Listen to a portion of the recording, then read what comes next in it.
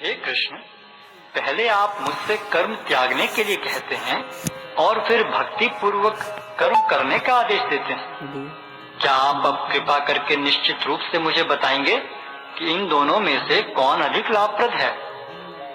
श्री भगवान ने उत्तर दिया, मुक्ति के लिए तो कर्म का परित्याग तथा भक्ति में कर्म दोनों ही उत्तम हैं, किंतु इन दोनों में से कर्म के परित्याग से भक्ति युक्त कर्म श्रेष्ठ है। जो पुरुष न तो कर्म फलों से घृणा करता है और न कर्म फल की इच्छा करता है, वह नित्य सन्यासी जाना जाता है।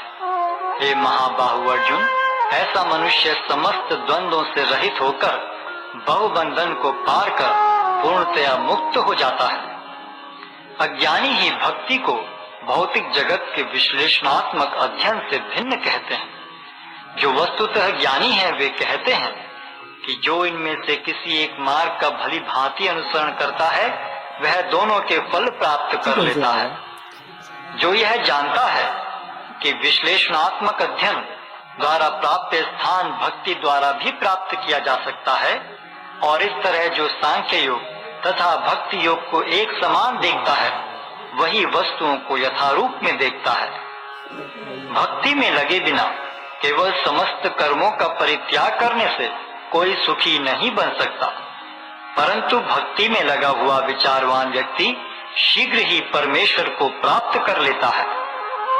जो भक्ति भाव से कर्म करता है, जो विशुद्ध आत्मा है और अपने मन तथा इंद्रियों को वश में रखता है,